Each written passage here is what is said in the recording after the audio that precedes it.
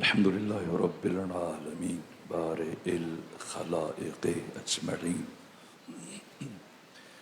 الحمد لله والصلاة على أهلها الصلاة والسلام على سيد الأنبياء والمرسلين العبد المؤيد الرسولنا المسدد المصطفى الأمجد الحبيب الأحمد النبي الأمي المكي المدني السراج المنير الكوكب الدري صاحب الوقار والسكينة المدفون بأرض مدينة سيدنا ونبينا وشفيع ذنوبنا وطبيب قلوبنا وحبيب نفوسنا ومولانا أبي القاسم محمد المصطفى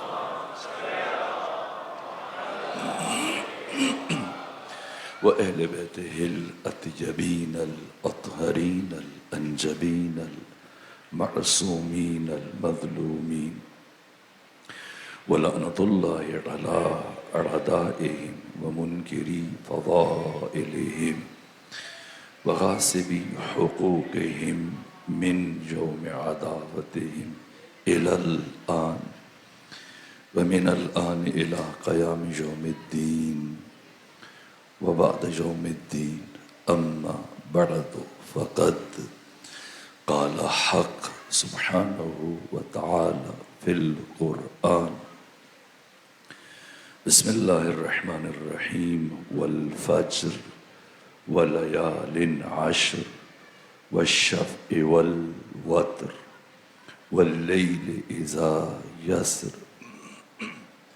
هل في ذلك قسم لذي حجر يا أيتها النفس المطمئنة ارجعي إلى ربك راضية مرضية فادخلي في عبادي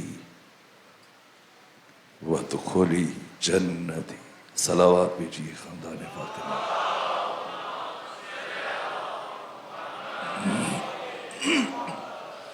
ایک مرتبہ پھر صلوات بيجي خاندان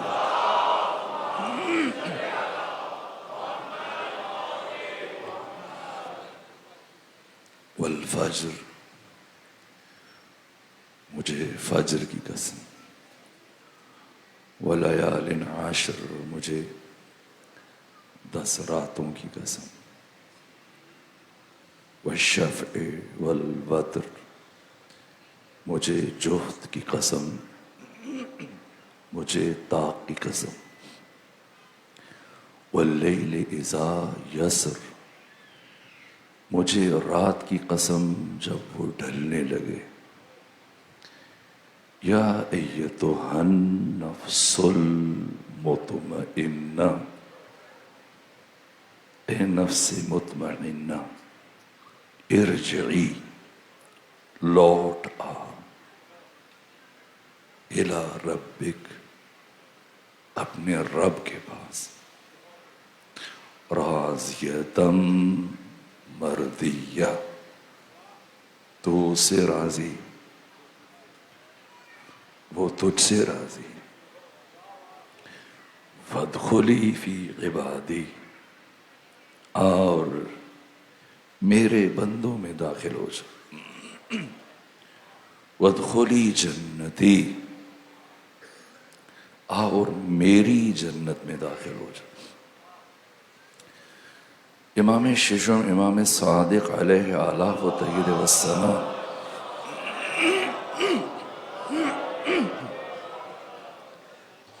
اپنے صحابی حضرت ابو بصیر سے ارشاد فرمایا ابو بصیر تم اپنی واجب اور مستحب نمازوں میں سورہ فجر کی تلاوت کیا کرو ابو بصیر نے عرض کیا فرزند رسول کوئی خاص وجہ ہے فرمایا ہاں اس لیے کہ یہ سورہ میرے جد بزرگوار میرے دادا حسین ابن علی سے متعلق۔ ابو بصیر نے عرض کیا فرزند رسول، اس سورہ میں تو پروردگار قوم عاد، قوم سمود، فرعون، فرعونیوں کے ظلم، ان کے انجام کو بیان کر رہا ہے۔ آپ کیوں کر فرما رہے ہیں کہ یہ سورہ آپ کے دادا حسین ابن علی سے متعلق ہے؟ فرمایا اس سورہ میں جو خدا خطاب کر رہا ہے، یا ایتھا نفس المطمئنہ، اس نفس مطمئنہ سے مراد میرے دادا حسین ابن علی۔ تاریخ اور سیرت اور حدیث اور مقتل کی جتنی بھی کتابیں لکھی گئی، ابھی یہاں پہ بھی دروازے کے قریب جب آپ داخل ہوتے ہیں تو ایک سٹال ہے کتابوں کا، وہ میں نے دیکھا اچھی مقتل کی، مقتل ابی مخنف جو معتبر مقتل ہے، اور اللحوف جسے سید ابن طاؤس نے تحریر کی، اور نفس المحموم صاحب مفاتح الجنان شیخ عباس قمی نے۔ ظاہر ہے کہ چیزیں بہت کم بیان ہو پاتی ہیں، جوان اگر چاہیں تو یہ بہت اچھی کتابیں جو آتے میری نگاہ پڑے، جتنی مقتل کی کتابیں، حدیث اور تاریخ کی کتابیں، اور جنہوں نے کربلا لکھی، یہاں تک کہ امام طبرانی جن کی وفات 360 ہجری میں، انہوں نے اوپر تلے مسلسل روایات پیغمبر سے شہادت امام حسین علیہ السلام سے متعلق بیان کی، یہاں تک کہ ڈاکٹر عباس محمود عقاد مصر کے مایاناز اہل سنت عالم ہیں، جنہوں نے بہت خوبصورت کتاب لکھی حسین ابو الشہداء۔ اس میں یہ جملہ انہوں نے لکھا کہ روز عاشور جس چیز نے اور جس بات میں دشمن کے لشکر کو ورطہ حیرت میں ڈال رکھا تھا، جس کو دیکھ کے سب پریشان تھے، وہ یہ کہ ایک جانب کم سے کم 36,000 کا لشکر ہے، وہ مضطرب ہے، بے چین ہے، درحالی کہ ہر طرح کی آسائشوں میں، لیکن دوسری طرف ایک پیاسا ہے جو 72 لاشیں اٹھا چکا ہے، اور اب اس کی شہادت کا وقت بھی قریب ہے۔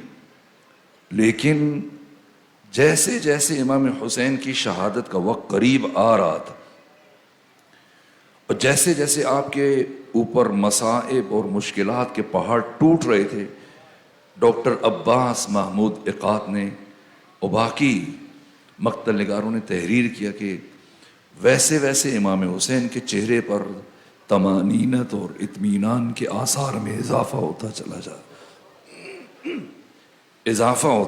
رہا، یہاں تک کہ صاحب منہاج الدموع نے لکھا ہے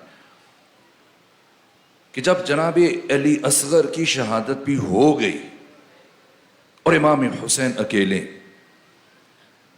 ہیں، اور حملہ آخر کے بعد جب آپ زمین پر تشریف لائے، بیچ میں ایک دفعہ جب توقف کیا اور پھر دوبارہ تشریف لے گئے، اس وسط میں اب خاک کربلا پر بیٹھے ہیں اور اپنی شمشیر کو خاک کربلا میں گاڑے ہوئے، قبضہ شمشیر پر پیشانی رکھے ہوئے، کچھ لمحوں کے لیے حسین محو فکر ہیں کہ اس اثناء میں ایک اور واقعہ، لیکن اب میں وقت کی کمی کے باعث اب تیز گزر رہا ہوں، وہ دوسرے واقعے کی طرف اشارہ کروں۔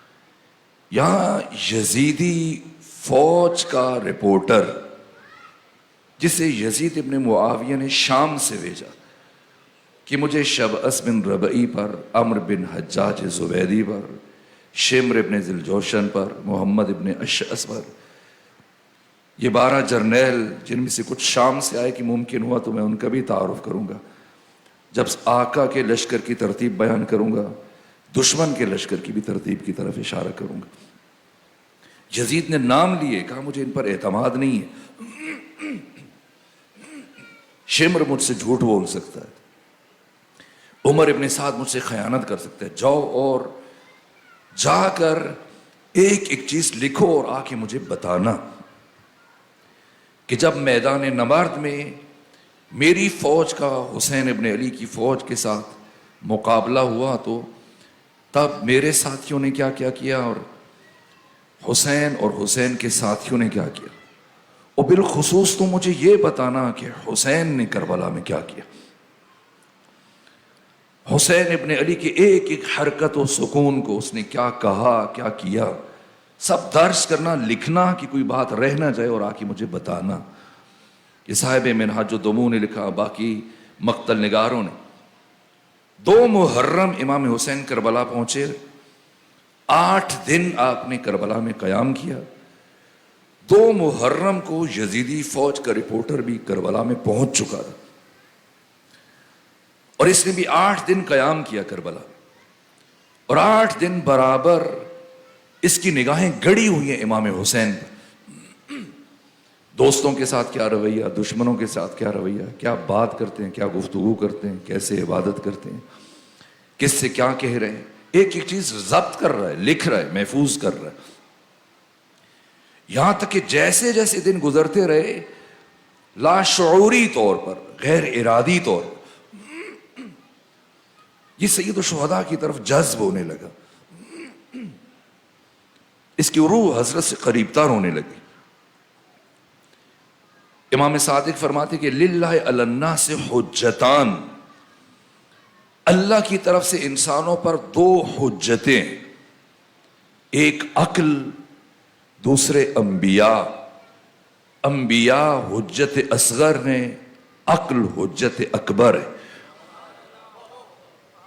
جیسے جوش ملی آبادی نے کہا کہ ہم ایسے اہل نظر کے ثبوت حق کے لیے اگر رسول نہ ہوتے تو صبح کافی تھی۔ اللہ نے انسان کی فطرت میں سب کچھ رکھا، خیر سے محبت رکھی ہے، انسان فطرتاً پاک ہے، انسان فطرتاً معصوم ہے، لیکن سماج اور معاشرے میں اور والدین اور باقی افراد کے بیچ میں رہ کر اس کی فطرت پر گرد آ جاتی، اور فلسفہ ارسال رسل اور فلسفہ انزال کتب یہ ہے کہ وہ انبیاء آ کر اس گرد کو جھاڑتے ہیں اور انسان کو اس کی اصلی فطرت کی طرف واپس لے کے آتے ہیں۔ تو چونکہ ایک خاص حالات میں رہ رہا تھا، شام میں رہ رہا تھا جہاں پہ پروپیگنڈا کی سرزمین تھی، لیکن پہلی مرتبہ جب نور حقیقت کو قریب سے مشاہدہ کیا،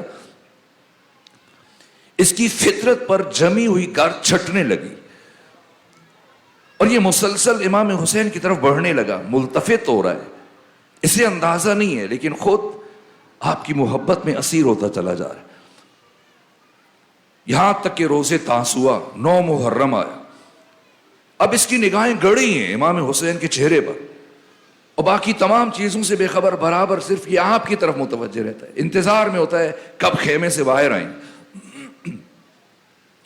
کس سے مل رہے ہیں، کیا بات کر رہے ہیں، قریب قریب۔ روز عاشور شہادت عظمیٰ سے کچھ دیر پہلے ایک مرتبہ جب اس نے محسوس کیا کہ اب یوسف فاطمہ کچھ دیر کے مہمان ہیں اور اب اتنا خون بہہ چکا ہے کہ اب حسین زندہ نہیں بچیں گے، تو اب اس کے اندر کی جو جنگ تھی اور کیفیت تھی، ایک مرتبہ آئی، مضطرب ہوا، بے چین ہوا، اور اس کیفیت میں دوڑا دوڑا عمر ابن سعد کے پاس پہنچا اور کہنے لگا، اے عمر ابن سعد، مجھے اجازت دو کہ میں اس زخمی کو 2 گھونٹ پانی پلا دوں۔ عمر ابن سعد نے کہا، کیوں؟ تو یزید کا بھیجا ہوا ہے، اس نے تم پر اعتماد کیا ہے، اسے ہم پر شک ہے، اور تو یزید کے سب سے بڑے دشمن کو پانی پلانا چاہتا ہے؟ کہ ڈرو نہیں، گھبراؤ نہیں، میں وعدہ کرتا ہوں اگر میں یزید کے پاس گیا تو میں ہرگز اس کے پاس جا کر تمہاری شکایت نہیں کروں گا، اور میں تم سے ایک اور بات کہتا ہوں، اس وقت تک مال دنیا میں سے میرے پاس جو کچھ بھی ہے وہ سب کا سب میں تمہیں سونپ دوں گا اگر تم مجھے یہ کام کرنے دو۔ جب یہ 2 باتیں سنی تو کہا، اچھا ٹھیک ہے، جاؤ پانی پلا دو۔ اب یزیدی فوج کا یہ بھیجا ہوا یزید کا فرد، اس کا رپورٹر، اس نے پانی کا جام لیا اور یہ شط فرات کی طرف دوڑا. لیکن فوجوں کی بھیڑ میں سے جتنی دیر میں اس نے پانی کا جام بھرا اور پلٹ کر پہنچا، تو اب تک اس بیچ میں عمر ابن سعد نے کہا تھا کہ جلدی کرو، شمر ابن ذوالجوشن سے حسین کا گلا کاٹ دو. اور اتنی دیر میں شمر ابن ذوالجوشن امام حسین کو شہید کر چکا تھا، اور اب اس نے امام حسین کا کٹا ہوا سر آپ کے سینے پر رکھ دیا. لیکن جو بات میں عرض کرنا چاہ رہا ہوں، جس کے لیے روایت میں نے عرض کیا، تاکہ نفس مطمئنہ کا مفہوم بچوں جوانوں کے لیے روشن ہو جائے، اس نے کٹا ہوا سر حضرت کے سینے پہ رکھا، اور اب جو پلٹا پانی کا جام لی ہوئے یزید کی فوج کا رپورٹر، تو وہ مسلسل امام حسین کی طرف بڑھتا چلا جا رہا ہے، اور قریب پہنچ کر اس نے پانی کا جام امام حسین کے کٹے ہوئے لبوں کے ساتھ لگا دیا، اور پانی زمین پر گرنے لگا اور آپ کے جسم پر بہنے لگا. اور عمر ابن سعد غور سے یہ ساری کیفیت اور یہ منظر دیکھ رہا تھا. ایک مرتبہ چلایا، اے یزیدی فوج کے رپورٹر، کیا تم نے دیکھا کبھی کٹا ہوا سر پانی پیے؟ مقتل نگاروں نے یہ جملہ تحریر کیا. جیسے اس نے یہ لفظ سنا، جملہ سنا، عمر ابن سعد کا پلٹا. استاد حق شہید مرتضی مطہری نے اسے حماسہ حسینی میں تحریر کیا. یہ رپورٹر پلٹا اور عمر ابن سعد کی طرف رخ کر کے عجیب جملہ کہا، اے عمر ابن سعد، واللہ لقد شغلتنی نور وجہہ عن فکرت قتلہ. اللہ کی قسم، اس شخص کے چہرے کے نور نے مجھے اتنا مبہوت کیا، اتنا جذب کیا کہ میں یہ بھول ہی گیا کہ اس انسان کا گلا کٹ چکا ہے. جب انسان کا گلا کٹ جائے اور چہرے کی وہ کیفیت نہیں رہتی. لیکن سارے سفر میں 21 دن پہ ہم یکم سفر تک پورے راستے میں لوگ امام حسین کے چہرے کو دیکھ کر حیران ہوتے تھے. یہ کیا چہرہ ہے، کیا طمانینت ہے. یا ایتھا النفس المطمئنہ، خدا خطاب کر رہے حسین سے، ارجعی، لوٹ آ. یہ لوٹ آ کا کیا مطلب ہے؟ لوٹ آ. میں آپ کی خدمت میں حاضر ہوا شہر لاہور میں، مجھے آپ سے گفتگو کا شرف حاصل ہوا، لیکن یہ میرا وطن نہیں ہے، میرا گھر نہیں ہے، میرا شہر نہیں.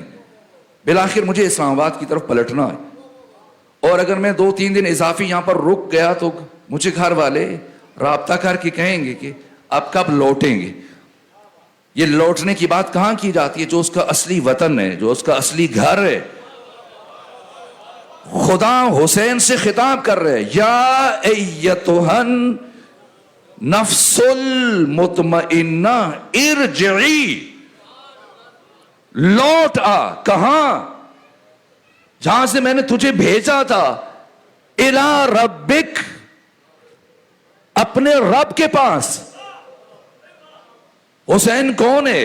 میں نے آیت نور کے ضمن میں یہ جملے کہے تھے، میں اور آپ جہاں زندگی گزار رہے ہیں.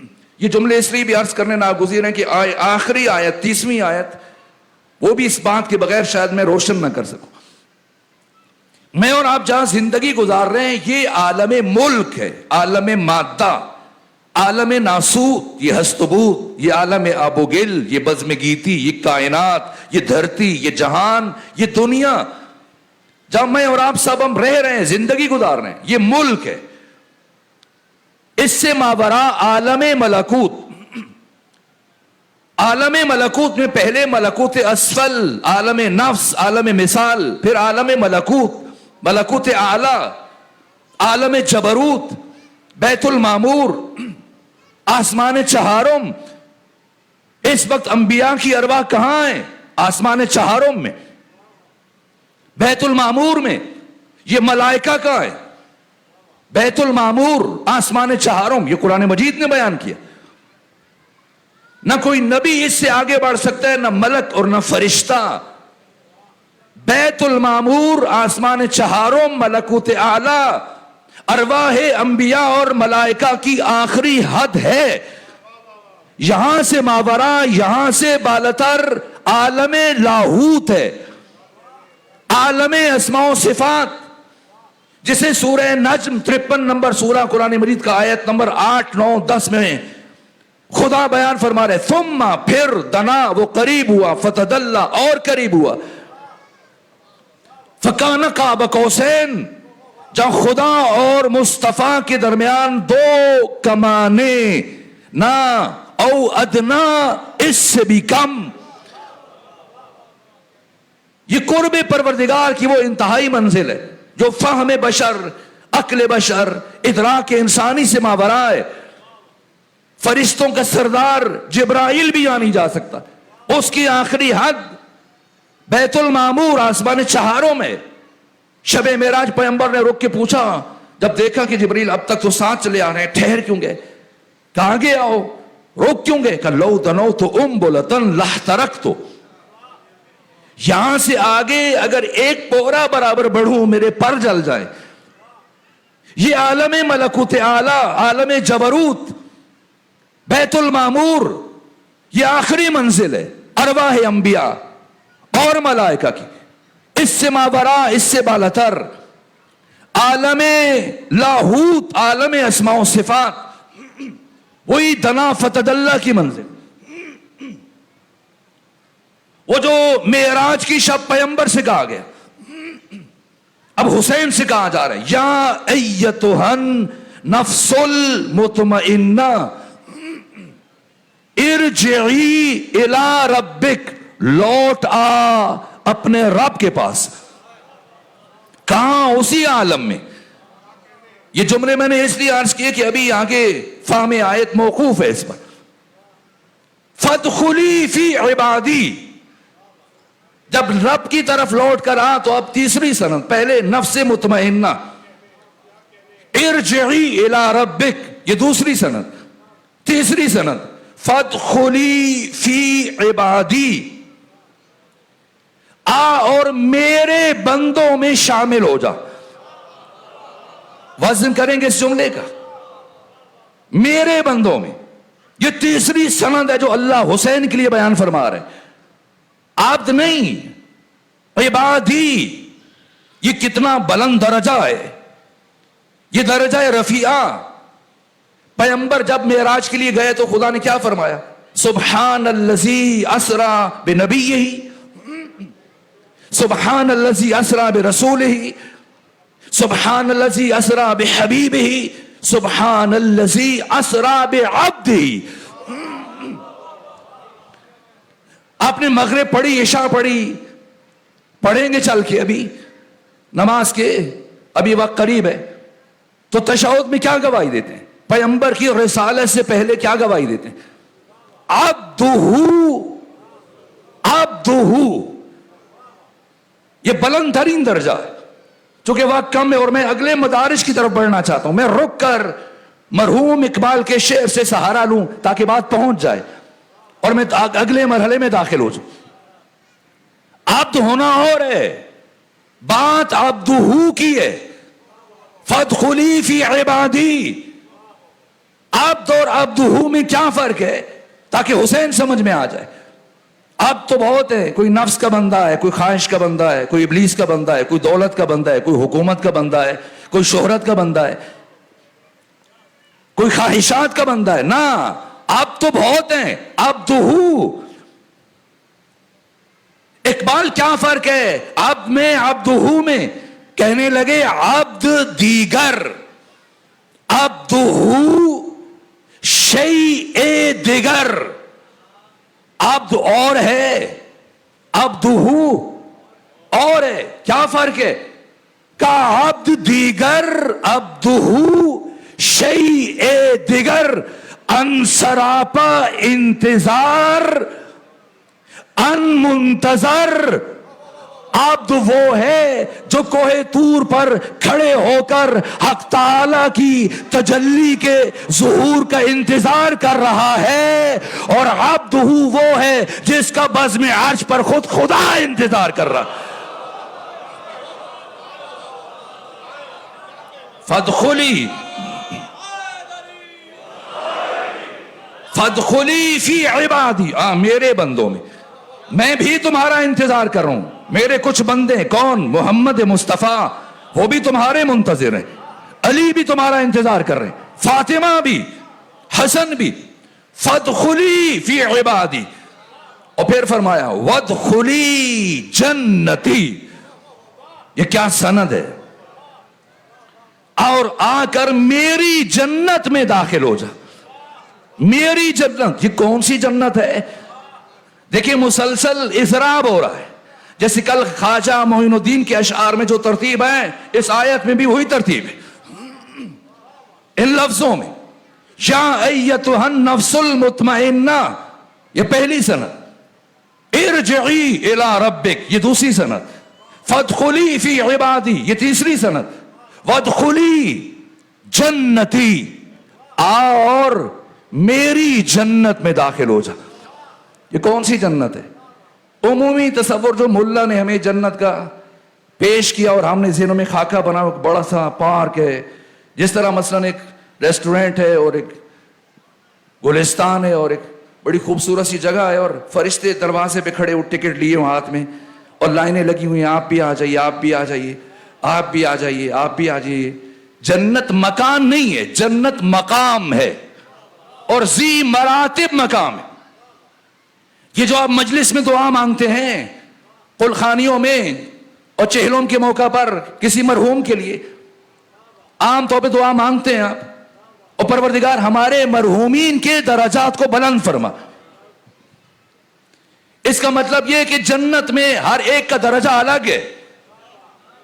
این ممکن ہے کہ ہم سب کے سب جنت میں چلے جائیں، لیکن یہ بھی ممکن ہے کہ ہم کبھی کسی دوسرے کو نہ دیکھ سکیں. ہر ایک کی جنت الگ ہے. وقت نہیں، ورنہ میں تفصیل سے بیان کرتا. انسان کے جنت کے درجے کا تعین اس کے علم، عمل اور معرفت اور خلوص کی بنیاد پر ہوگا. اللہ عادل ہے. ایسا نہیں کہ جس طرح سے بھیڑ بکریوں کو ایک ڈربے میں بند کر دیا جاتا ہے، سب کو ٹکٹ دیا گیا سب یہاں رہے، نہ. جنت میں درجات ہیں. ہر ایک کا درجہ اس کے علم کے مطابق، معرفت کے مطابق، اس کے عمل کے مطابق. اور اب سنیں اگر بات پہنچی ہے تو، بہار الانوار کی 98 نمبر جلد میں ملا باقر مجلسی نے امام ششم سے حدیث بیان کی کہ اہل جنت 70,000 سالوں میں ایک مرتبہ سردار جنت حسین ابن علی کے چہرے کی زیارت کا شرف حاصل کریں گے. اس کا مطلب کیا ہے؟ اس کا مطلب یہ کہ خود حسین جس جنت میں ہے وہ الگ ہے. اب سمجھے کہ جنت کہاں ہے.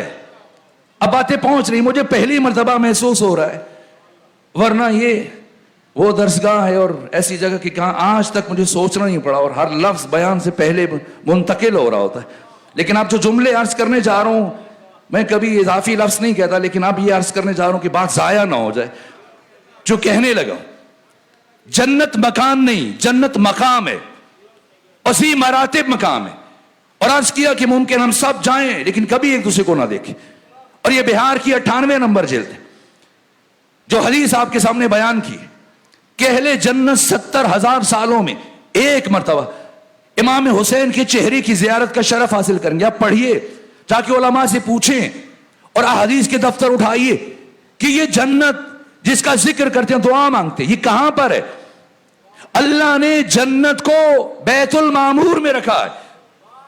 یہ جنت آسمان چہارم میں ہے. اور حسین کہاں ہے؟ کس درجہ رفیع پر ہیں؟ 70,000. یہ کون سے 70,000 سال ہیں؟ نوری سال. یہ ہمارے قمری اور شمسی سال یہ تو چاند اور سورج کی وجہ سے وجود میں آتے ہیں. تو جہاں چاند اور سورج ہے ہی نہیں تو وہاں کون سا سال ہے؟ نوری سال. جو آئنسٹائن نے اس کی مقدار بیان کی کہ ایک لمحے میں انسان 3 لاکھ کلومیٹر کا سفر طے کر سکتا ہے ایک سیکنڈ میں. یہ نور کی رفتار ہے. یعنی لاہور سے جائیں اور دنیا کا چکر لگا کے واپس لاہور آئیں, پھر جائیں, پھر آئیں, پھر جائیں, پھر آئیں, 7 چکر پوری دنیا کے. کتنی دیر میں؟ 1 سیکنڈ میں. ان لمحات سے بننے والا سال اور 70,000 نوری سال میں ایک مرتبہ سردار جنت حسین ابن علی کے چہرے کی زیارت کا شرف عطا کیا جائے گا اہل جنت کو. یعنی حسین عالم لاہوت میں, جبروت اعلیٰ میں, ملکوت اعلیٰ میں, عالم جبروت کی اس جنت میں تشریف لائیں گے 70,000 سال میں ایک مرتبہ اہل جنت کے لیے. یہ کیوں زور دے رہا ہوں؟ تاکہ اگلے جملے عرض کر سکوں, باقی آیات کا ترجمہ کر سکوں. وَادْخُلِي جنتی, آ اور میری جنت میں داخل ہو جا. یعنی حسین کی جنت الگ ہے جہاں خدا نے حسین کو رکھنا, اور باقی انسانوں کی جنت الگ ہے. اگر یہ بات پہنچی ہے تو پھر اسے ذہن میں محفوظ رکھیے. اور اسی سورہ فجر میں جہاں اصحاب حسین کا تعارف پیش کیا جا رہا ہے, ان لمحات تک میں کوشش کروں گا کہ آج ہی یہ بات پہنچ جائے اور ہم نتیجہ لے لیں. تو اس تمہید کو ذہن میں محفوظ رکھیے تاکہ میں پلٹ کے جاؤں اور پھر اس سے متصل ہو جائے, پھر پتہ چلے کہ کربلا والوں کا مقام کیا ہے. یہاں تک کہ روز عاشور سعید بن عبداللہ حنفی امام حسین کی وہ سپاہی ہے کہ جب ابو سمامہ ساعدی نے روز عاشور امام حسین سے خواہش کی کہ فرزند رسول زوال ہو گیا, جی چاہتا ہے آپ کی ابتدا میں آخری نماز پڑھے, تو امام حسین نے ہاتھ اٹھائے, دعا دی, حشرک اللہ من المصلین, اللہ تجھے نمازیوں میں معشور کرے. اور اس کے بعد پھر امام حسین نے نماز کا اہتمام کیا, اور روز عاشور میدان کربلا میں جو نماز پڑھی گئی یہ نماز خوف تھی. کوئی یہ نہ سوچے کہ حامل نفس مطمئنہ نماز خوف کیوں پڑھ رہے ہیں. نماز خوف ایک فقہی اصطلاح ہے, اور اس کی تفسیر یہ ہے کہ یہ 2 رکعت, جیسے 4 رکعت نماز ہوتی ہے قصر ہو جاتی ہے, تو یہ بھی 4 رکعت کی نماز 2 رکعت ہی ہو جاتی. اور اس کا طریقہ یہ کہ آدھے سپاہی امام کے پیچھے کھڑے ہوتے, باقی آدھے ان نمازیوں کی حفاظت کرتے, اور امام 1 رکعت پڑھنے کے بعد زمین پر بیٹھ کے انتظار کرتے, اور جو پچھلے نمازی ہیں وہ کھڑے ہو جاتے. پہلی رکعت امام کے ساتھ پڑھنے کے بعد دوسری رکعت فرادہ پڑھتے ہیں, اور جیسے ہی وہ نماز مکمل کر کے اٹھتے ہیں تو اب امام کھڑے ہو جاتے, اور جب امام کھڑے ہوتے ہیں اب یہ امام کی دوسری رکعت ہے, اور جو محافظ دستہ ہوتا ہے وہ آ کر امام کے پیچھے کھڑا ہو جاتا ہے.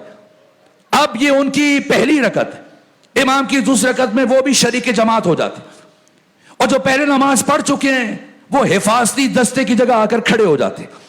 یہ نماز خوف کہلاتی, اور اس کا محل صرف ایک ہے. نماز خوف صرف اور صرف اس وقت پڑھی جا سکتی ہے جب کسی مسلمان گروہ کی جنگ کسی کافر گروہ سے ہو. اگر 2 مسلمان گروہ آپس میں لڑ پڑیں, یہاں نماز خوف کا محل نہیں ہے, نماز خوف درست نہیں ہے. جنگ جمل میں, جنگ صفین میں, حتیٰ جنگ نہروان میں, ان 3 جنگوں میں بھی مولا متقیان نے کسی ایک مرحلے پر بھی, حتیٰ لیلۃ الحریر میں جب ساری رات جنگ ہوتی رہی اور گھٹنوں تک خون آ گیا, اس کے باوجود نماز خوف نہیں پڑھی گئی. کیوں؟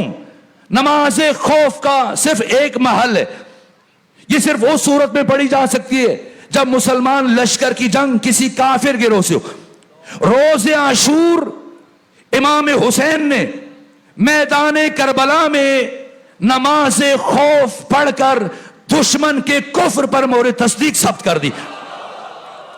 خبردار قیامت تک کوئی میرے دشمنوں کو, میرے قاتلوں کو مسلمان نہ کہے کہ یہ مسلمانوں کی جنگ ہوئی تھی. نہ, اب نماز خوف پڑھ رہے ہیں, اور 2 سپاہی وہ ہیں جو بالکل امام حسین کے سامنے کھڑے. ایک آپ کے میمنہ کے سردار زہیر ابن قین, اور دوسرے سعید بن عبداللہ حنفی. یہ 2 شخصیتیں برابر امام حسین کے سامنے کھڑے. میں آیت کے اس آخری مرحلے کو طے کرنا چاہتا ہوں. یہ دو شخصیتیں کھڑی ہیں اور عمر ابن سعد نے تیر اندازوں سے کہا کہ کوشش کرو حسین نماز نہ مکمل کرنے پائے اور نماز کے دوران ہی حسین کا کام تمام کر دو. ادھر امام حسین نے نماز شروع کی, ادھر انہوں نے تیر چلانے شروع کی اور زہیر بڑھ بڑھ کر تیر روک رہے. لیکن جناب سعید مسلسل تیروں کی زد میں اور روکنے کے باوجود میں نے مقتل کی کتابوں میں دیکھا 114 تیر سعید بن عبداللہ حنفی کو سر سے لے کے پاؤں تک لگے, لیکن کھڑے ہیں بدستور سیسا پلائی ہوئی دیوار بن کر, اس لیے کہ اگر میں گر گیا, ورنہ انسان کی موت کے لیے کتنے تیر کافی, 1 2 3 5, لیکن 114 تیر کھانے کے باوجود سعید کیسے استوار کھڑے ہیں, صرف عشق حسین میں, صرف محبت حسین میں. اگر میں گر گیا تو کوئی تیر یوسف فاطمہ کو لگ جائے گا. اپنی قوت ارادی کے بلبوتے پر برابر کھڑے ہیں. اور جیسے ہی امام حسین کی آواز آئی السلام علیکم ورحمت اللہ وبرکاتہ, اب سعید گرے لیکن زمین پر نہیں گرے. شہید مرتضی مطہری کہتے ہیں اتنے تیر لگ چکے تھے کہ جب گرے تو آپ کا لاشا تیروں پر معلق ہو گیا, اور گرنے کی وجہ سے یہ تیر مزید آپ کے جسم میں اتر گئے اور اب آخری سانسیں چل رہی ہیں. اور رخ کیا امام حسین کی طرف اور ایک بات پوچھی, اوفیت یا ابا عبداللہ,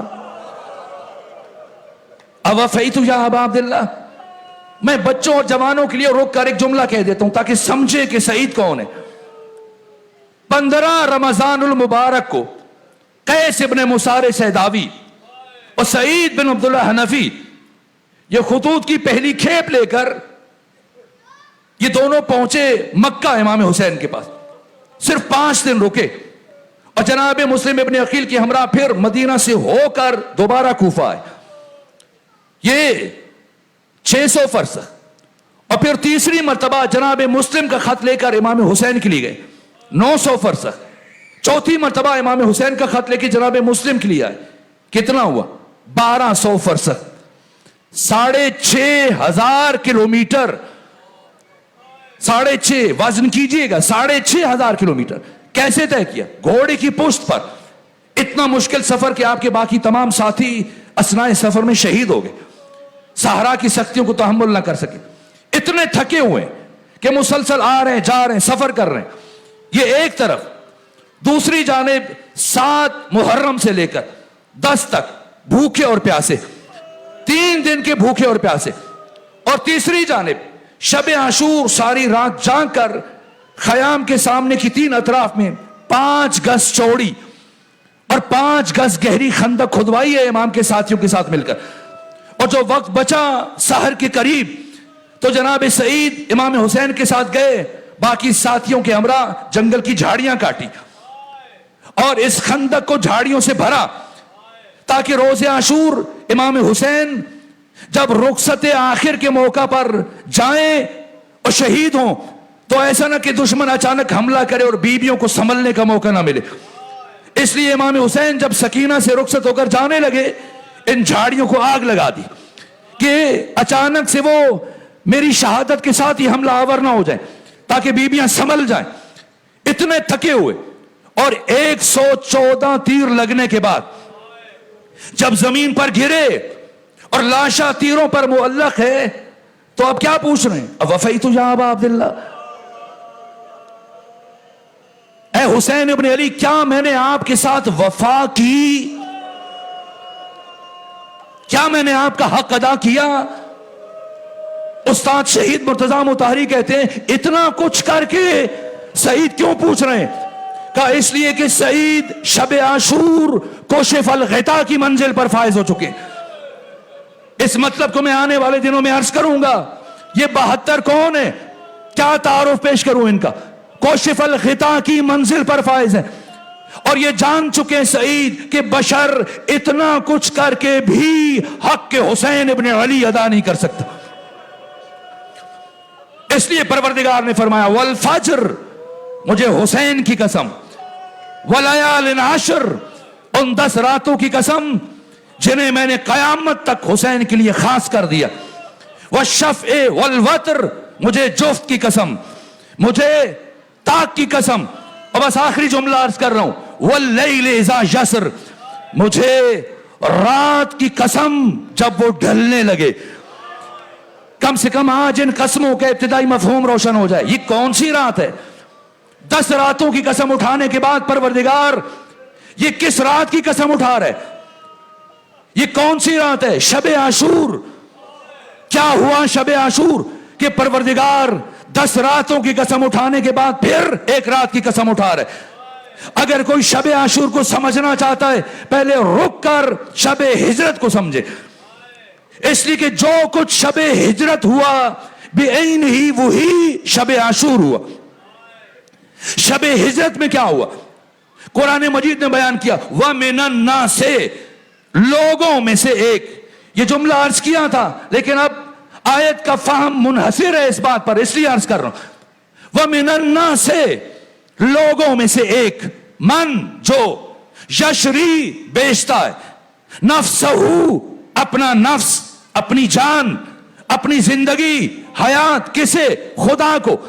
किस बदले में? इब्तिगा मरज़ातिल्लाह, खुदा की मशीयत के बदले में, खुदा की रजा के बदले में। लोगों में से एक ऐसा जिसने शबे हिजरत अपनी जान खुदा को बेच दी और खुदा की रजा खुद खरीद ली। दुनिया के सारे ताजिर मिलकर दिन के उजाले में ऐसी तिजारत न कर सके जो अली ने बिस्तर रिसालत पर सोकर की। क्या बेचा, क्या खरीदा? अली ने शबे हिजरत अपनी जान खुदा को बेची और खुदा की रजा खुद खरीदी। आज लोग बैठकर, ये जुमले दोहराता हूं, सोशल मीडिया पर बैठकर बांस राशन फिक्र गुफ्तगुएं करते हैं कि पैगंबर की रहलत के इतने दिन गुजरने के बाद अली ने फलां की बैत कर ली थी, सैयदा ज़हरा की शहादत के बाद मौला मुत्तकिया ने फलां की बैत कर ली थी। अली के साथ किसी की बैत की निस्बत देने से पहले इस आयत को कुरान से निकाल देना, वरना अगर ये आयत कुरान में है तो कयामत तक ये पैगाम देगी कि शबे हिजरत जब अली ने अपना नफ्स खुदा को बेचा और खुदा की रजा खरीदी, तो बताएं अब नफ्स अली कहां है? खरीदार के पास, जिसने खरीदा है और खुदा है। तो नफ्स अली खुदा के पास, तो रजाए खुदा कहां है? जिसने खरीदी है। किसके पास? अली के पास। नफ्स अली खुदा के पास, रजाए खुदा अली के पास। अब अगर किसी को अली से बैअत लेने का इतना ही शौक है तो खुदा के पास जाए, इसलिए कि नफ्स अली वहां है। और अगर किसी को रजी अल्लाह बनने का शौक है तो अली के दरवाजे पर आ जाए, इसलिए कि रजाए खुदा यहां है। अगर उसका सर अली के दरवाजे पर झुक गया तो रजी अल्लाह बन जाएगा, और सर न झुका और वो बदबख्त अली के मुकाबले में आ गया, रजी अल्लाह तो नहीं बनेगा, लानतुल्लाह अलैह यकीनन बन जाएगा।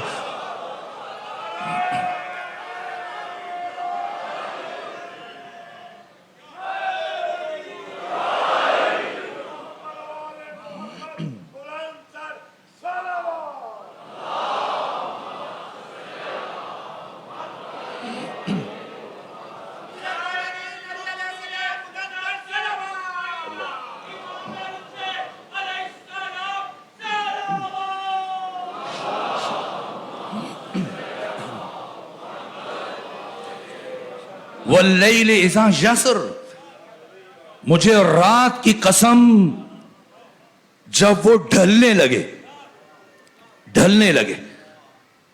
तो ये कौन सी रात है? शबे आशूर। अर्ज किया अगर कोई शबे आशूर को समझना चाहता है पहले शबे हिजरत को समझे। अगर शबे हिजरत समझ में आ गई, शबे आशूर समझ में आ जाए। जो कुछ शबे हिजरत हुआ وہی شب عاشور ہوا.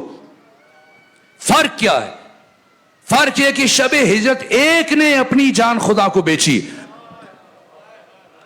شب عاشور 72 نے اپنی جان خدا کو بیچی. کیوں پیغمبر کے اصحاب رضی اللہ تعالی عنہ ہیں؟ کیوں حسین کے ساتھی علیہ السلام بن گئے؟ مسلم ابن عقیل علیہ السلام کہلائیں تو سمجھ میں آتا ہے، اور تو کچھ لمحے پہلے ملاق ہوا ہے. یہ حسین کون ہے؟ کیا ہوا اس رات میں؟ کس میں جرات ہے کہ جنہوں نے خدا کی مشیت خریدی ہے؟ شب عاشور ہم انہیں کہیں رضی اللہ، دعا دیں کہ خدا ان سے راضی ہو جائے. یہ تو خود رضائے خدا کے حامل بن چکے ہیں. جب حسین نے خود کہہ دیا جاؤ میں بھی راضی، اور میرا نانا محمد مصطفیٰ بھی راضی، اور خدا بھی راضی ہے، جاؤ چلے جاؤ. کوئی ایک بھی گیا؟ ممکن ہے مورخ تجزیہ پیش کر دیتا ہے اس لیے نہیں اٹھ رہے تھے کہ یہ سب کے سب حسین ابن علی کو سردار جنت سمجھتے تھے، اٹھیں تو جنت ہاتھ سے نکل جائے گی. کیا فرمایا؟ جاؤ میں تمہیں جنت کی ضمانت دیتا ہوں. کوئی مولوی اور مفتی جنت کی ضمانت دے رہا ہے جس کو اپنی بھی خبر نہیں کہ کہاں جائے گا؟ وارث جنت جنت کی ضمانت دے رہا ہے. سردار جنت مالک جنت حسین ابن علی جنت کی ضمانت دے رہا ہے. کوئی ایک فرد بھی اٹھا ہے؟ نہیں. ممکن ہے مورخ یہ تجزیہ پیش کرے کہ آنکھوں کی شرم مانے تھی کہ دشمنوں کے بیچ میں جب حسین خود دیکھ رہے تو کیسے اٹھ کے چلے جائیں. اس لیے فرمایا بیٹا علی اکبر چراغ خیمہ کو گل کر دیجیے. جناب علی اکبر نے چراغ بجھایا، ایک چراغ بجھا اور 72 چراغ جل اٹھے. اور خیام حسینی میں گریے کی آواز بلند ہوئی. اب اگر جملہ پہنچ جائے تو بس ایک جملہ ہی کہوں گا. جب چراغ بجھانے کی بات آئی جناب علی اکبر کا نام لیا. اگر میں منتقل کر سکوں بات، چونکہ تفصیل کی اب گنجائش نہیں، لیکن جب چراغ جلانے کی بات آئی تو کس ہستی کا نام لیا؟ اندھیرا ہے، تاریکی ہے، تاریکی میں نہیں معلوم کون اٹھا ہو، لیکن اب حسین کی زبان پر کس ہستی کا نام آیا؟ کیا مطلب ہے اس چیز کا کہ کوئی بھی جا سکتا ہے لیکن وہ ہستی نہیں جا سکتی؟ کس کا نام لیا؟ فرمایا عباس چراغ جلا دو. عباس سراپا وفا ہے، عباس مجسم وفا ہے. چراغ جلا اور امام حسین کے 72 ساتھی جس طرح سے بیت میں کپ کپی تاری ہوتی ہے، اور سب سے پہلے حبیب ابن مظاہر اٹھے اور کہنے لگے فرزند رسول آپ فرما رہے ہم چلے جائیں. آج چلے جائیں تو قیامت کے دن آپ کی ماں فاطمہ زہرا کو کیا منہ دکھائیں؟ اور اس کے بعد عابس ابن شبیب شاکری اٹھے، اور اس سے پہلے جناب زہیر ابن قین.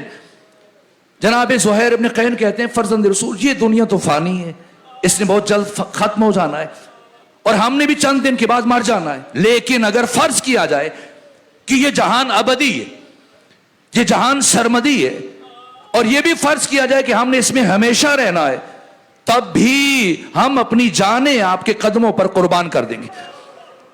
اور آپ عابس ابن شبیب شاکری اٹھے اور عرض کیا فرزند رسول یہ ایک جان ہے، اگر مجھے تیر و تبر نیزہ و شمشیر کے ساتھ زخم لگا لگا کر ایسے قتل کیا جائے کہ میرے جسم کے ٹکڑے ٹکڑے ہو جائیں، اور پھر ان ٹکڑوں کو جمع کر کے جلا دیا جائے اتنی اذیت کے ساتھ، اور راکھ کو پانی میں بہا دیا جائے یا فضا میں اڑا دیا جائے اور دوبارہ زندہ کیا جائے اور ایسے ہی مارا جائے، یہاں تک کہ 70,000 مرتبہ قتل کیا جائے پھر زندہ کیا جائے، تب بھی میری صرف ایک خواہش ہوگی کہ میں اپنی جان آپ کے قدموں پر قربان کر دوں. اور اس کے بعد سعید بن عبداللہ حنفی اٹھے. ابھی تعارف ہوا جناب سعید کا. سعید بن عبداللہ حنفی اٹھے اور کیا جملہ کا. میں جب یہ سوچتا ہوں تو میں کہتا ہوں ایسا جملہ جس کا کوئی جواب نہیں ہے. آپ بھی سوچئے گا اگر کوئی جواب ذہن میں آ جائے کہ شب عاشور جناب سعید نے اٹھ کر امام حسین سے کیا عرض کیا. کہنے لگے فرزند رسول آپ فرما رہے ہم چلے جائیں، ہم چلے جاتے ہیں اگر آپ ہماری ایک بات کا جواب دے دیں. کہ جن افراد کو ان کی ماؤں نے پیدا ہی اسی دن کے لیے کیا تھا، وہ آپ کو چھوڑ کر کیسے چلے جائیں؟ امام حسین نے فرمایا جزاکم اللہ عنی خیر الجزا، اور اس کے بعد سند جاری فرمائی انی لا اعلم اصحابا اوفا من اصحابی، میرے علم میں نہیں کوئی ایسے اصحاب جو میرے اصحاب سے زیادہ باوفا ہوں۔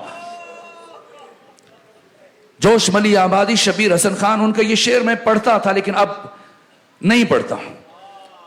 وہ کہتے ہیں کہ سر فرشتوں کے یہاں آج بھی خم ہوتے ہیں، ایسے انسان رسولوں میں بھی کم ہوتے ہیں۔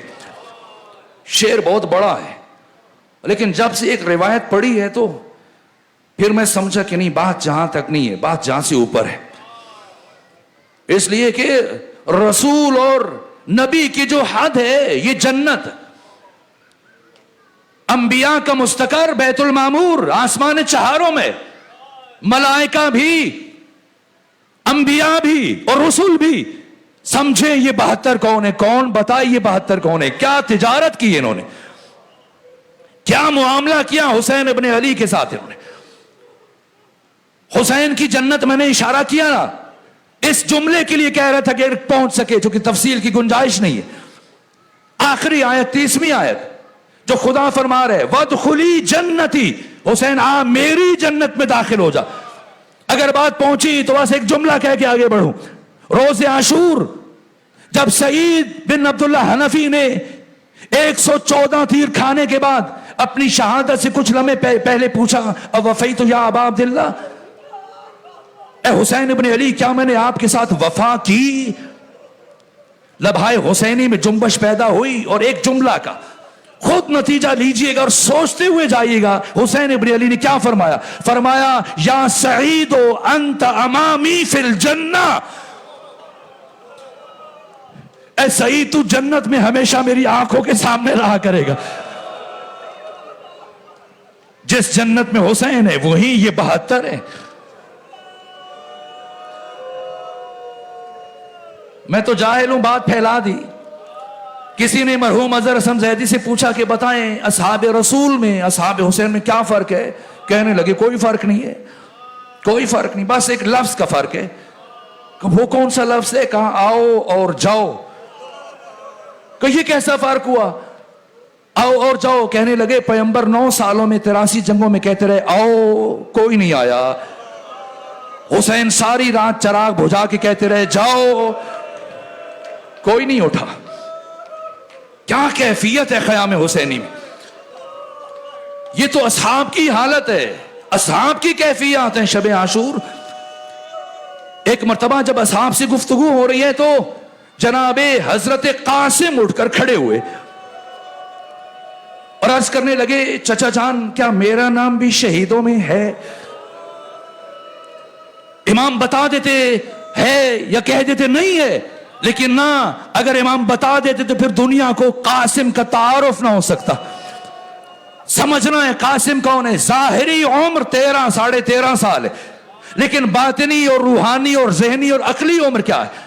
قرآن مجید نے جو معیار ولایت بیان کیا ہے، ان زعمتم انکم اولیاء للہ من دون الناس فتمنوا الموت، اگر تم کہتے ہو کہ ہم اللہ کے ولی ہیں تو پھر موت کی تمنا کرو۔ معیار ولایت، تمنا موت، تمنا شہادت، تو پھر ایک علی ہے، انہی جناب قاسم کے دادا۔ اور 5ویں خطبے میں ارشاد فرمایا نہج البلاغہ میں بل اندمجت علی مکنون علم، اور کہا کہ بل آنس من الموت من الطفل بثدی امہ، اللہ کی قسم میں موت سے اتنی شدید محبت کرتا ہوں جتنی ایک چھوٹا بچہ اپنی ماں کے دودھ سے محبت کرتا ہے۔ مولا متقیہ نے آنس کا لفظ استعمال کیا۔ اور جناب قاسم جب امام حسین نے پوچھا اچھا آپ پوچھ رہے ہیں کہ میرا نام بھی شہیدوں میں ہے یا نہیں، یہ تو بتائیں یہ موت آپ کے نزدیک کیسے؟ کہنے لگے چچا جان احلا من الاصل، شہد سے زیادہ شیرین، یہ جناب قاسم کا معیار معرفت ہے۔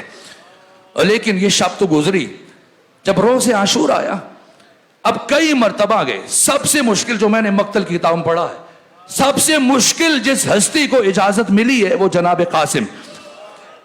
جناب حضرت ابو الفضل عباس سے بھی زیادہ مشکل جس ہستی کو جنگ کے لیے جانے کی اجازت ملی وہ جناب قاسم ہے. صبح سے مسلسل بار بار جا رہے ہیں. چچا جان اجازت دیجئے. امام حسین فرماتے ہیں آپ میرے بھائی حسن کی یادگار ہیں, میں کیسے آپ کو موت کی طرف بھیج دوں. اور جب کئی مرتبہ پہ ہم گئے اور اجازت نہ ملی تو اب ایک خلوت میں بیٹھ کر زار زار رو رہے ہیں, گریہ کر رہے ہیں, کیا کروں کہ موت کی اجازت مل جائے. اور پھر اسی سوچ میں ڈوبے ہوئے تھے, فکر میں ڈوبے ہوئے تھے. کچھ لمحے یاد آئے, بچپن یاد آیا جب عمر 3-3.5 سال تھی. اور ایک مرتبہ یاد آیا بابا کی شہادت کے موقع پر جب امام حسن مصطفیٰ کو زہر مل چکا تھا تو امام حسن مصطفیٰ نے فرمایا ام فروا میرے بیٹے قاسم کو میرے سینے پر لٹائے. اور جب سینے پر لٹایا گیا اس حالت میں, اس کیفیت میں, جب امام کے دہن مبارک سے خون اور جگر کے ٹکڑے کٹ کٹ کے زمین پر گر رہے ہیں, یہ کربلا کیا ہے, کب سے تیاری شروع ہوئی. ایک مرتبہ جناب امام حسن نے فرمایا کہ ام فروا کچھ لکھنے کا سامان لے آئی. اس دوران میں اپنی شہادت سے کچھ لمحے پہلے امام حسن مصطفیٰ نے ایک تحریر لکھی اور وہ حمائل کر دی جناب قاسم کو. اور جناب ام فروا سے کہا کہ میرے بیٹے سے کہنا جب کبھی زندگی میں بہت پریشان ہو جائے, ایسی مشکل میں مبتلا ہو کہ حل نہ ملے تو پھر اس تحریر کو کھول کر پڑھ لے. باقی مسلسل 10-11 سال کبھی یتیمی کا احساس نہیں ہوا, کوئی ایسی مشکل نہیں پڑی. حسین جیسے چچا کے ہوتے ہوئے کیا ضرورت پیش آ سکتی ہے. آج زندگی میں پہلی مرتبہ شہادت کے لیے جانا چاہتے ہیں لیکن اجازت نہیں مل رہی. یہ کتنی بڑی مشکل ہے. ایک مرتبہ دفعتاً خیال آیا, وہ تحریر کھولی اور پڑھا. لکھا تھا یا بنیا ان کان عمک حسین وحیدن فریدن مظلومن اتشانن فلینصرو. اے بیٹے قاسم اگر زندگی میں کبھی ایسا مرحلہ آ جائے کہ تیرا چچا حسین دشمنوں کے درمیان گھر جائے, اکیلا ہو, مظلوم ہو, پیاسا ہو, کوئی ساتھ دینے والا نہ ہو, تو میرے بیٹے قاسم اس لمحے اپنے چچا حسین پر قربان ہو جانا. جیسے یہ تحریر پڑھی چہرہ کھل گیا, دوڑے دوڑے اپنے چچا امام حسین کی بارگاہ میں حاضر ہوئے. عرض کیا چچا جان یہ تحریر پڑھ لیجیے. جیسی تحریر پڑھی ایک مرتبہ امام حسین کی آنکھیں نم ہوئی. شہید مرتضی مطہری نے لکھا کہ روز عاشور یہ کیفیت صرف ایک مرتبہ دیکھی گئی. امام حسین نے اپنے بھتیجے جناب قاسم کو سینے سے لگایا اور چچا بھتیجا جب ایک دوسرے کے سینے سے لگے تو اتنی دیر گریہ کیا, اتنا روئے, ہچکی بن گئی اور غش کھا کر زمین پر گرے. یہاں تک کہ ثانیہ زہرا نے آ کر اٹھایا. اب جب اٹھے امام حسین کبھی ایک زرہ پہناتے ہیں لیکن پوری نہیں آتی جسم پر, پھر دوسری زرہ لے کے آتے ہیں, یہ پہن لیں میرا قاسم محفوظ رہے, بچ جائے. پھر تیسری زرہ, جب کوئی زرہ پوری نہ آئی, جب کوئی خود آپ کے سر کے مطابق نہ ہوا, پھر عجیب کام کیا. روز عاشور واحد شہید ہیں جناب قاسم جنہیں زندگی میں امام حسین نے کفن پہنایا. اور کفن پہنانے کے بعد جب جناب قاسم کو روانہ کیا تو ایسی جنگ کی جناب قاسم نے کہ علی ابن ابی طالب کی جنگ کی یاد تازہ ہو گئی. کبھی میمنہ کی طرف بڑھتے ہیں اکیلے اور حملوں پر حملے کرتے ہیں, پھر پلٹ کر آتے ہیں, کبھی میسرہ پر, کبھی قلب لشکر پر حملہ کرتے ہیں, یہاں تک کہ عمر ابن سعد کے سپاہی جو مقابلے میں آتے ہیں کٹ کٹ کے گر رہے ہیں. عمر ابن سعد کو غصہ آیا تو اس نے ارزق شامی سے کہا. ارزق شامی جس طرح سے جنگ احزاب میں, جنگ خندق میں عامر ابن عبدوس سے متعلق کہا جاتا تھا کہ اکیلے 1000 افراد کے ساتھ لڑنے کی صلاحیت رکھتا ہے. ارزق شامی کے بارے میں مشہور تھا, اس میں اتنی طاقت تھی, اتنی صلاحیت تھی کہ بیک وقت 1000 افراد سپاہیوں کے ساتھ لڑنے کی صلاحیت رکھتا تھا. یہاں تک کہ عمر ابن سعد نے کہا ارزق اس بچے کا کام تمام کرو, ہم نے سوچا چھوٹا بچہ ہے یہ تو میرے سپاہیوں کو مارے جا رہے. ارزق نے کہا اس بچے کے ساتھ لڑنا میری توہین ہے. اس نے کہا میں اپنے بیٹوں کو بھیجوں گا. پہلے ایک بیٹا بھیجا, جناب قاسم نے حرف غلط کی طرح سے مٹا دیا. پھر دوسرا بیٹا آیا، اسے حرف غلط کی طرح سے مٹایا، پھر تیسرے کو قتل کیا، چوتھے کو قتل کیا، ارزق شامی کی آنکھوں میں خون اتر آیا، اس نے زرہ پہنی، خود پہنا، 2 تلواریں اٹھائیں، گھوڑے پر سوار ہوا، قوی ہیکل، طویل القامت، قوی الجثہ، جسے دیکھ کر لوگ گھبرا جاتے تھے، جسے دیکھ کر لوگوں پر سکتہ طاری ہو جاتا تھا۔ جیسے یہ جناب قاسم کے قتل کے ارادے سے آگے بڑھا، امام حسین نے جناب ام فروہ کو بلایا، کہا ام فروہ، میں نہیں کہتا کہ آپ کا بیٹا قاسم شہید نہ ہو، لیکن میری خواہش یہ ہے کہ کم سے کم آپ کا بیٹا قاسم اس ارزق ملعون کے ہاتھ سے قتل نہ ہو۔ آپ قاسم کی ماں ہیں، چاہے نماز بچھائیے، قاسم کے لیے دعا کریں، آپ کا بیٹا قاسم اس ارزق ملعون کے ہاتھ سے قتل نہ ہو۔ جناب فروہ نے، ام فروہ نے چاہے نماز بچھائی، ہاتھ اٹھائے، دعا مانگی، ادھر ارزق شامی آیا، سامنے سے جناب قاسم ہے، سب حیران ہیں کیا ہونے جا رہا ہے، چھوٹا سا بچہ ہے اتنے بڑے پہلوان کے مقابلے میں۔ جیسے یہ حملے کی نیت سے آگے بڑھا، ایک مرتبہ شاگرد حضرت ابو الفضل العباس جناب قاسم نے جست لگائی اور گھوڑے کے زین پر پاؤں کے بل کھڑے ہوئے اور گھوڑے کے اوپر کھڑے ہو کر اس مہارت سے گھوڑا دوڑایا کہ قریب پہنچ کر ارزق شامی کے سر پر ایسی ضرب ماری، اسے 2 نیم کیا۔ ایک مرتبہ دشمن کے لشکر پر کھلبلی طاری ہو گئی، گھبرائے عمر ابن سعد چلایا، کہا کہ اب کوئی اس کے مقابلے میں نہ جائے، سب مل کر چاروں طرف سے حملہ کرو۔ چاروں طرف سے سپاہی بڑھے، ایک مرتبہ جس کے ہاتھ میں تیر ہے تیر چلا رہا ہے، جس کے ہاتھ میں نیزہ ہے نیزہ مار رہا ہے، جس کے ہاتھ میں تلوار ہے تلوار مار رہا ہے، یہاں تک کہ ایک مرد شامی نے جناب قاسم کے سر اقدس پر گرز مارا۔ فرزند حسن مجتبی خود کو زینے فرس پر سنبھال نہ سکے، گرنے لگے، پاؤں رکاب میں پھنس گئے۔ کربلا کے 2 شہید بڑی مشکل سے زمین پر آئے، ایک حسین کو زین سے زمین پر آتے آتے بڑی دیر لگی، دوسرے جناب قاسم زین سے زمین پر پہنچتے ہوئے جب زین پر تھے قاسم تھے، جب زمین پر آئے تقسیم ہو گئے۔ ایک مرتبہ آواز دی، چچا جان میری مدد کو آئیے، حسین ابن علی روز عاشور۔ یہ منظر دوبارہ نہیں دیکھا گیا، جیسے قاسم کی لاش پر آئے، گھوڑے کو دوڑاتے ہوئے، دشمن کی صفوں کو الٹتے ہوئے، تلوار چلاتے ہوئے، اتنی ہیبت تھی۔ ایک مرتبہ دشمن کے گھوڑے دوڑے، اور جب گھوڑے دوڑ رہے تھے قاسم کی لاش پائمال ہوئی، اور جب قاسم کی حالت دیکھی امام حسین نے فرمایا اے قاسم مجھے معاف کرنا، تیرے چچا نے تیری لاش پر پہنچنے میں تاخیر کر دی۔ اب جیسے مالی پھول چنتا ہے، حسین قاسم کی تصویر کو مکمل کرنے کی کوشش کر رہے ہیں، ڈھونڈ رہے ہیں کوئی ٹکڑا کہیں ہے، کوئی ٹکڑا کہیں ہے، لیکن جب دیکھا تصویر مکمل نہیں ہو رہی، ایک مرتبہ آواز بلند کی، قاسم میں تمہارا چچا تمہارا امام ہوں، میں امام کی حیثیت سے حکم دے رہا ہوں، جہاں جہاں ہو مجھے آواز دو۔ اب گوشت کے ٹکڑوں سے آواز آئی، لبیک لبیک یا حسین۔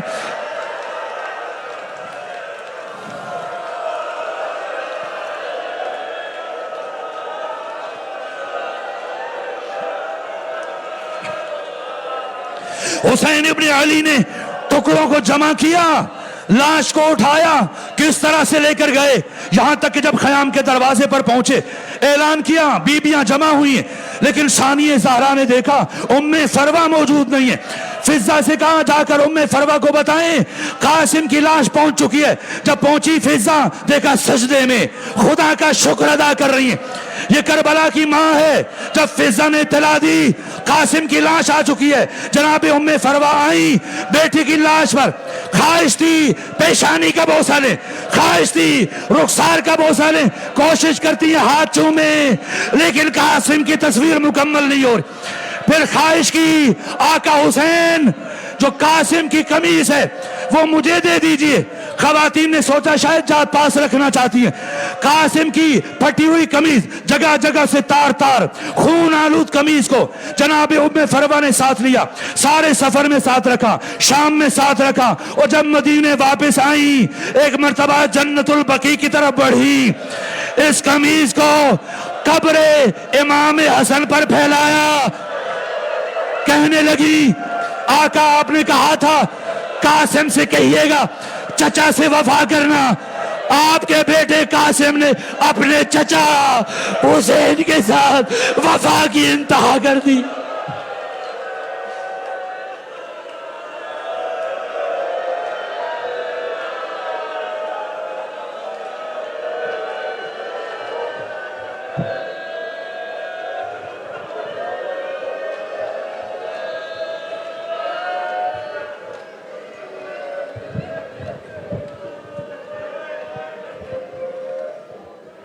Ya Hussein, Ya Hussein, Ya Hussein, Ya Hussein, Ya Hussein, Ya Hussein, Ya Hussein. آکے ماں قاسم دی ماتے احسان کری دیر تائیں لڑدا روی تیرے ٹکڑ مطابق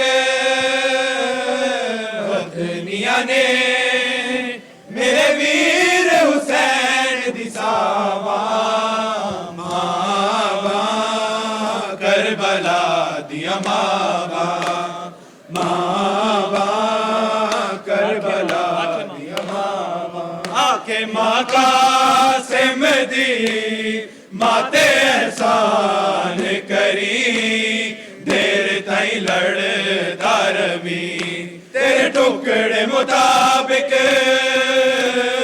بدنیا نے میرے ویر حسین دی ساوا ماوا کربلا دیا ماوا ماوا کربلا دیا ماوا ماوا کربلا دیا ماوا ماوا کربلا دیا ماوا پتران دیا لاشاں دے ٹکڑے رہیا لب دیا وچ سہراوا ماوا کربلا دیا ماوا ماوا کربلا دیا ماوا ماوا کربلا دیا ماوا آنکھیں ماں قاسم دی ماتے احسان کری دیر تائیں لڑدا روی تیرے ٹکڑے مطابق بدنیا نے میرے ویر حسین دی ساوا ماوا کربلا دیا ماوا ماوا کربلا دیا ماوا ماوا کربلا دیا ماوا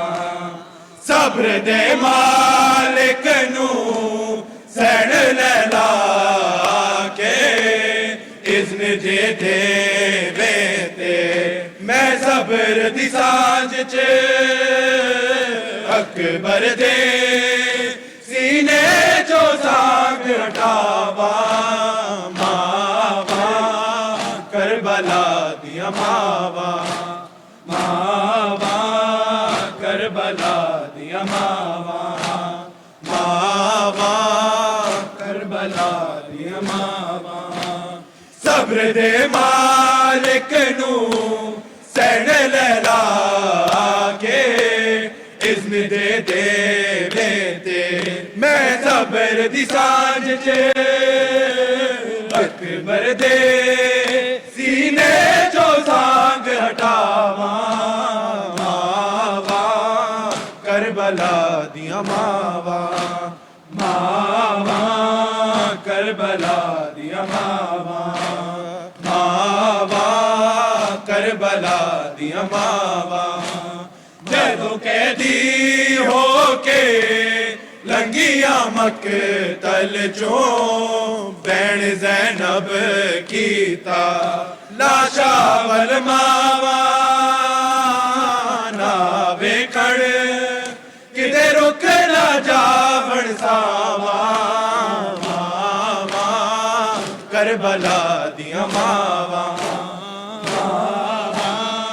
کربلا دیاں ماواں کربلا دیاں ماواں جدوں قیدی ہو کے لنگیاں مقتل چوں بین زینب کیتا لاشا ول ماواں نہ ویکھن کدے رک نہ جاون ساواں ماواں کربلا دیاں ماواں کربلا دیاں ماواں کربلا دیاں ماواں شمر دے خنجر دے وار زہرا رو کے نال حسین کبے میں چکیاں پیس کے پالے اسی کیویں ہاتھ گردن چوں چاواں ماواں کربلا دیاں ماواں کربلا دیاں ماواں کربلا دیاں ماواں شمر دے خنجر دے وار زہرا رو کے نال حسین کبے میں چکیاں پیس کے پالے اسی کیویں ہاتھ گردن چوں چاواں ماواں کربلا دیاں ماواں کربلا دیاں ماواں کربلا دیاں ماواں 14 صدیاں ہوئیاں فاطمہ دی نوحاں اللہ جل پڑھ دیاں سکلین جیوی تک دیاں نے او مہدی پتر دی راواں کربلا دیاں ماواں کربلا دیاں ماواں کربلا دیاں ماواں 14 صدیاں ہوئیاں فاطمہ دی نوحاں اللہ جل پڑھ دیاں سکلین جیوی تک دیاں نے او مہدی پتر دی راواں کربلا دیاں ماواں کربلا دیاں ماواں کربلا دیاں ماواں پتراں دیاں لاشاں دے ٹکڑے رہیاں لبدیاں وچ صحراواں کربلا دیاں ماواں کربلا دیاں ماواں کربلا دیاں ماواں یا حسین یا حسین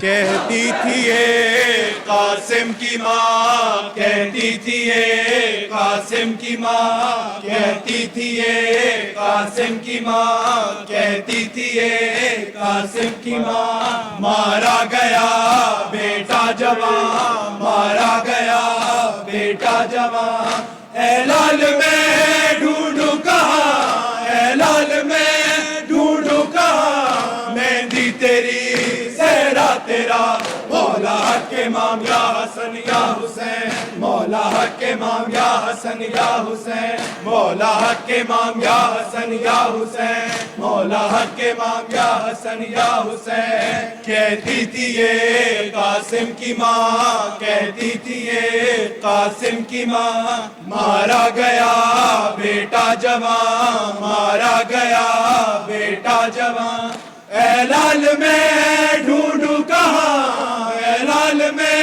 ڈھونڈوں کہاں مہندی تیری صحرا تیرا مولا حق امام یا حسن یا حسین مولا حق امام یا حسن یا حسین مولا حق امام یا حسن یا حسین مولا حق امام یا حسن یا حسین یا حسین یا حسین یا حسین